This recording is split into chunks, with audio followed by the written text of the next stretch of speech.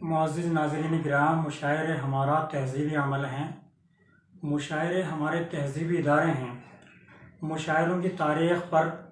اگر عہد بعہد نظر کی جائے تو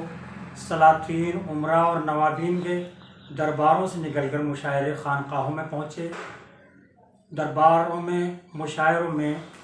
مشاعروں میں سلاطین، نوابین اور امراء کے قصائد اکثر پڑھے جاتے تھے۔ جب درباروں سے نکل کر مشاعرے خانقاہوں میں پہنچے تو خانقاہوں نے محبت، رواداری، خیر سگالی کا پیغام عام کیا اور وہاں سے ہی مشاعروں کو ایک عوامی اسٹیج ملنا شروع ہوا۔ اور مشاعرے جب خانقاہوں سے نکل کر طوائف کے مجروں میں پہنچے تو ان میں نشاطیہ رنگ و آہنگ پیدا ہوا اور ان محفلوں سے اس دور کے شرفاء محظوظ ہوئے۔ اس کے بعد مشاعرے عوام میں پہنچے اور مشاعروں میں رنگ تغزل کے ساتھ عوامی مسائل، عوام کے خارجی اور داخلی مسائل بھی ابھرنے شروع ہوئے۔ اور مشاعرے ہمارے تہذیبی ادارے ہیں، مشاعروں سے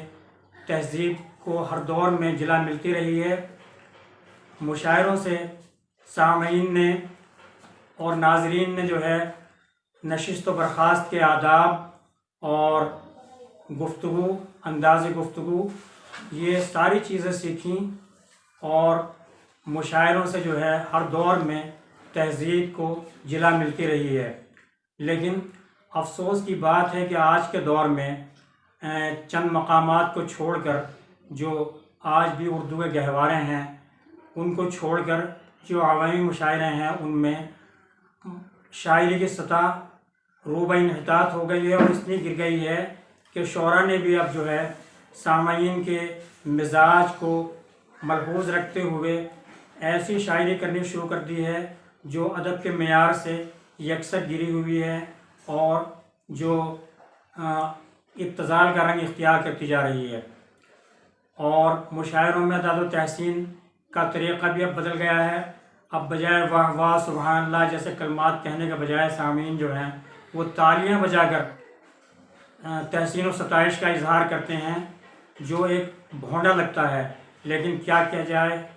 یہ دراصل آج کی ماڈرن تہذیب ہے جسے ہماری نئی نسلوں نے گلے لگا رکھا ہے۔ ناظرین کرام، مولانا الطاف حسین حالی نے اپنے مقدمہ شعر و شاعری میں کہا تھا کہ غزل کے اندر جو بحور و اوزان کی پابندیاں ہیں اور ردیف و قوافی کی پابندیاں ہیں، ان میں یعنی فکر و اظہار کی اتنی کشادگی نہیں ہے جتنی کہ نظم میں۔ تو اسی نقطۂ نظر کو مولانا محمد حسین آزاد نے بھی توثیق کی، اسی نقطۂ نظر کی، اور آگے چل کر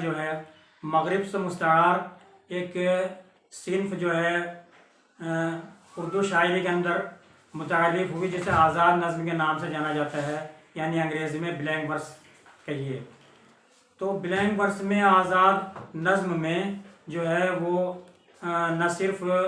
عوامی موضوعات کو ڈھالا گیا بلکہ حمد باری تعالیٰ اور نعت جیسی اصناف سخن بھی کہی جا رہی ہیں۔ میں نے بھی کوشش کی ہے کہ آزاد حیت میں حمد باری تعالیٰ کہوں، ملاحظہ کریں۔ خدائے واحد لا شریک ہے تو، ہے بے مثل و یکتا، ذات میں اپنی، صفات میں اپنی، زمیں بنائی، زماں بنایا، تو نے ہی سارا جہاں بنایا، شجر حجر یہ درخت و ندیاں، پہاڑ جنگل چمن بیاباں، یہ چشمے جھرنے حسین خیاباں، سبھی تو تیری نشانیاں ہیں۔ ملاحظہ کریں، پہاڑ جنگل چمن بیاباں، یہ چشمے جھرنے حسین خیاباں، سبھی تو تیری نشانیاں ہیں۔ ہے جن و انس کی عقل حیراں، ہے کب یہ ممکن ملک کے جن ہو جو تیری ہستی کا راز پائے، مگر تیری ان نشانیوں سے ہے ذات کو تیری ہم نے جانا، بفضل رب خاک کا یہ پتلا، تمام خلقت میں تیری یا رب ہے ٹھہرا ممتاز اور اشرف، مجھے عاجز و ناتما کو دی زبانوں خلق بھی تو نے ہی اعجاز بخشا، ہے نطق اور علم کا بھی مجھ کو، اے میرے معبود میرے مسجود، کہاں ہے ممکن مجھ سے عاجز و ناتما سے کہ ہو تیرا شکر و احسان، کہ ہو ادا تیرا شکر و احسان، کریم رب میرے تو نے مجھ کو